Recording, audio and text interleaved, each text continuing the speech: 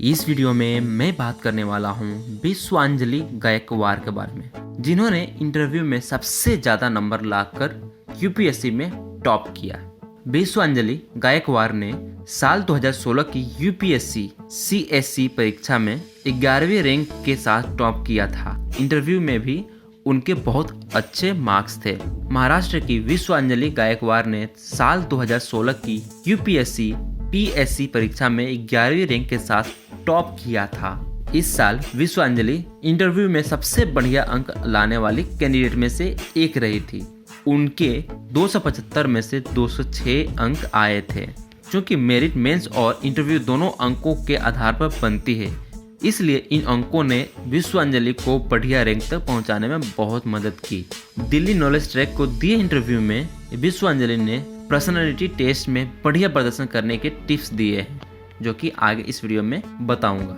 विश्वांजलि कहती है कि डैफ यानी कि डिटेल्ड एप्लीकेशन फॉर्म को बहुत अच्छी तरह तैयार करें। इसमें लिखा एक एक शब्द बहुत महत्वपूर्ण है, इसलिए फॉर्म भरते समय और इंटरव्यू की तैयारी करते समय आपको उसमें लिखी हर बात का पता होना चाहिए। आपके नाम से लेकर आपके क्षेत्र के बारे में, आपकी हॉबीज और वह सब कुछ जो आपने डैफ में अपने बारे में लिखा है। ठीक से तैयारी करके ही इंटरव्यू में जाए।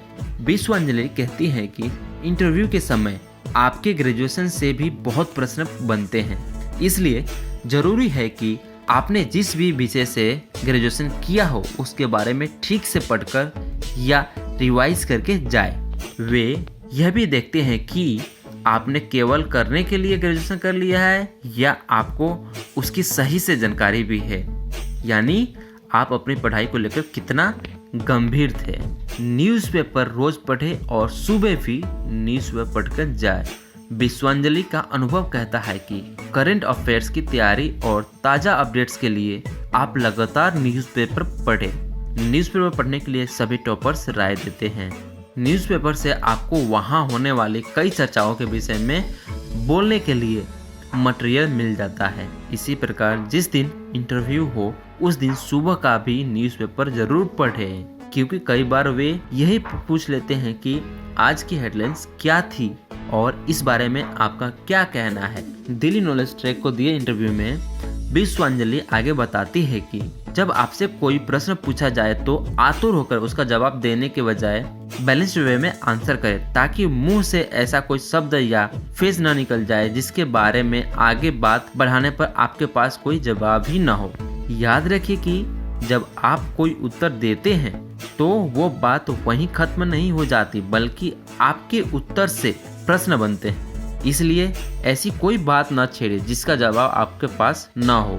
ऐसा प्रैक्टिस से जाएगा, इसलिए कुछ मॉक इंटरव्यू जरूर दें, लेकिन बहुत मॉक टेस्ट न दें, क्योंकि इससे आपकी ओरिजिनलिटी खत्म हो जाएगी और आप दूसरों के फीडबैक के अनुसार व्यवहार करने लगेंगे। अंत में विश्वांजलि यही कहते हैं कि सबसे जरूरी बात यह है कि अपने अंदर की सच्चाई ही प्रस्तुत करें और सहज रहें। आप जो है जैसे हैं वैसे ही खुद को प्रेजेंट करें। किसी प्रकार का झूठा इंप्रेशन बनाने की कोशिश न करें, पकड़े जाएंगे और कोई लाभ नहीं होगा। मान के चलिए कि अगर आपने तैयारी ठीक से की है तो 70 से 80% प्रश्न आपको आते होंगे, लेकिन नहीं भी आए तो परेशान न हो। शुरू से लेकर अंत तक शांत रहे और धैर्य बनाए रखे। कभी भी आवाज ऊंची न होने पाए और न ही बॉडी लैंग्वेज अनसंतुलित हो।